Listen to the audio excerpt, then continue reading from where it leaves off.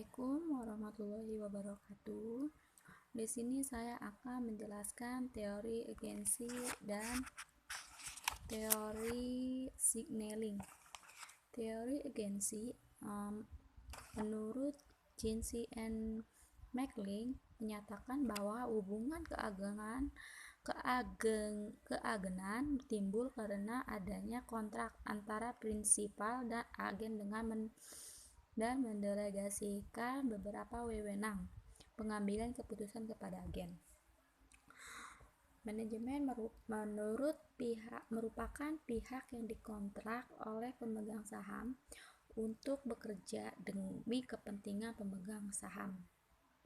Pihak manajemen diberikan sebagian kekuasaan untuk membuat keputusan bagi kepentingan terbaik pemegang saham, sehingga manajemen wajib mempertanggungjawabkan semua upayanya kepada pemegang saham. Maka dari itu, fokus dari keagenan adalah pada penentuan kontrak yang paling efisien mendasari hubungan antara prinsipal dan agen. Untuk memotivasi agen, maka prinsipal merancang suatu kontrak agar dapat mengakomodasi kepentingan pihak-pihak yang terlibat dalam kontrak keagenan atau keagenan.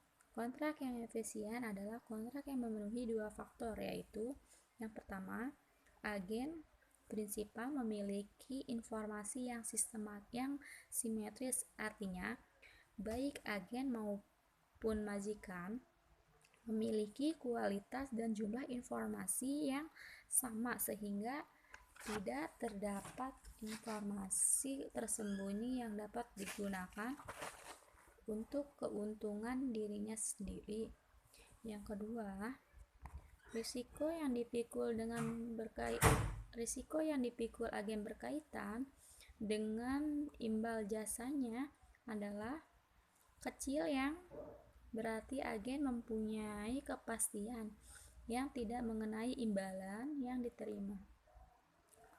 Konflik kepentingan semakin meningkat, terutama karena prinsipal terus tidak dapat memonitor aktivitas manajemen sehari-hari secara terus-menerus untuk memastikan bahwa manajemen bertindak sesuai dengan keinginan prinsipal.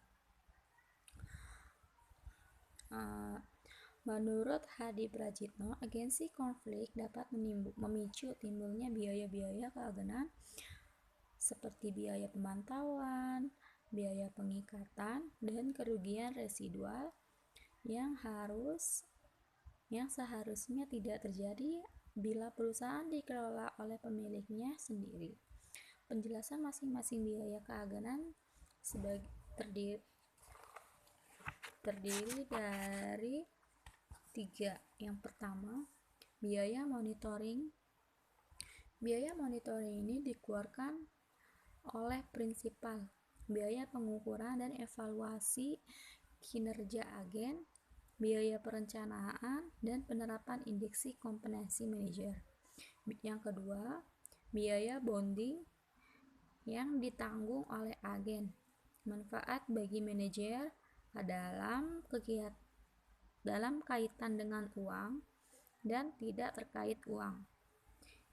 Terus yang ketiga, kerugian residual sebagai pengurangan kekayaan prinsipal, resiko yang ditanggung atas hutang belum dilunasi dan biaya kebangkrutan. Terus beberapa agensi konflik menurut Jensen dan McLean adalah sebagai berikut. Ada 2. Yang pertama, moral hazard, yaitu permasalahan yang muncul jika agen tidak melaksanakan hal-hal yang disepakati bersama dalam kontrak kerja. Yang kedua, adverse selection, yaitu suatu keadaan di mana pemegang saham tidak dapat mengetahui apakah suatu keputusan yang diambil oleh manajemen didasarkan pada informasi yang telah diperolehnya atau terjadi sebagai kelalaian dalam tugas. Nah, itu dari saya penjelasan menurut agensi teori. Lalu, signaling theory adalah teori yang dikemukakan oleh Ross. Dalam teori ini dikemukakan bahwa pihak eksekutif perusahaan akan memiliki informasi yang lebih baik dan cenderung untuk memberikan informasi tersebut kepada calon investor.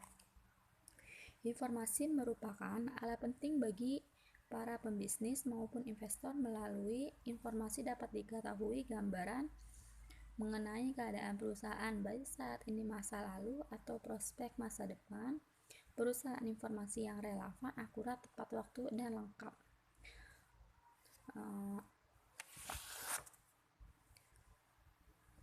Signaling theory ini memiliki keterkaitan pada variabel ukuran perusahaan.